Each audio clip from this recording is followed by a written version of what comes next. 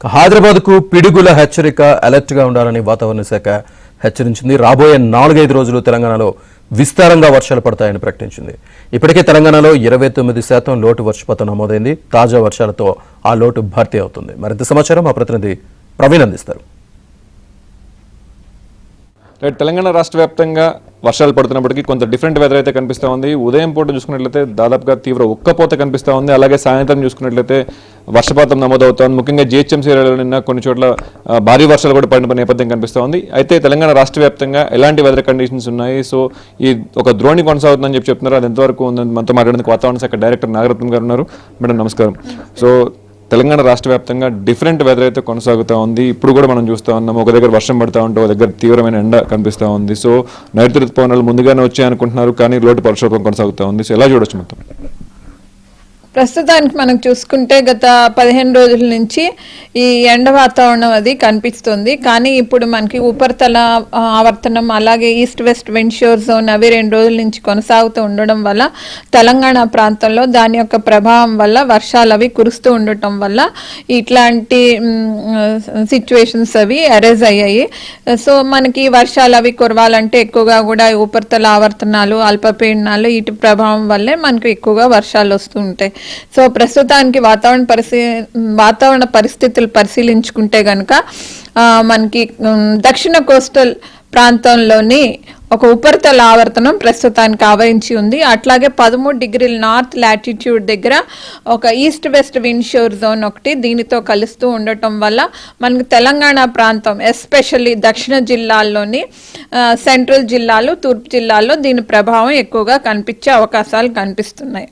అలాగే జనరల్గా ఈసారి మనం అనుకున్నాము ఋతుపవనాలు ముందే వచ్చాయి, సో దాదాపుగా 10-15 సంవత్సరాల తర్వాత ముందుగా తాకాయి అని చెప్పేసి అనుకున్నాము. సో దాదాపుగా ఈ సంవత్సరం అధిక వర్షపాతం నమోదవుతుందని చెప్పేసి కూడా అందరం గెస్ చేసాము. కానీ ప్రస్తుతానికి అంటే ఈ సీజన్ వరకు చూసుకుంటే ఈ నెల మాత్రం లోటు వర్షపాతమే కొనసాగుతూ ఉంది. దానికి సంబంధించి మనం ఏం చెప్పవచ్చు?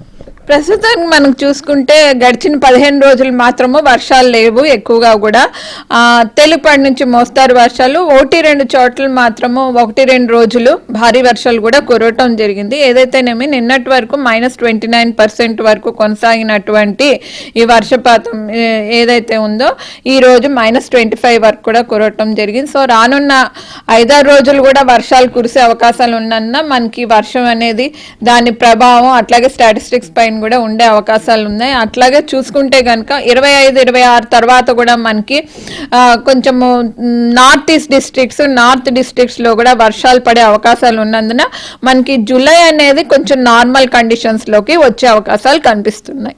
అలాగే జిహెచ్ఎంసీకి సంబంధించి మీరు చెప్పారు కొంత చోట మాత్రమే కురిసే అవకాశం ఉందని చెప్పి, కానీ ఇప్పుడు కూడా ఒక దగ్గర అంటే మనకు సైబరాబాద్ కమిషనరేట్లో విపరీతంగా వర్షం కురుస్తూ ఉంది. సో నార్మల్గా ఓల్డ్ సిటీ కావచ్చు, ఇక్కడ ఉప్పల్ సైడ్ కావచ్చు, ఎక్కడ వర్షం లేదు.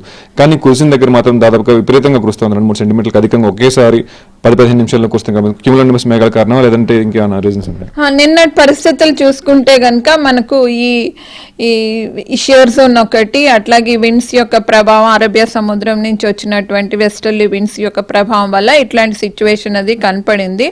అయితే ఇవి మనకి మైక్రో సర్క్యులేషన్స్ అవి ఈ జిహెచ్ఎంసీ ఏరియా ప్రాంతంలో ఉండటం వల్ల మనకి అక్కడక్కడ ఈ సిచ్యువేషన్స్ అవి కాన్సన్ట్రేట్ అయ్యి రెయిన్ ఫాల్ అది మనకి సికింద్రాబాద్ ఏరియా, కాప్రా, ఉప్పల్ ప్రాంతంలోని 6 సెంటీమీటర్స్ నుండి 7 సెంటీమీటర్స్ వరకు కూడా వర్షం అది నమోదవటం జరిగింది.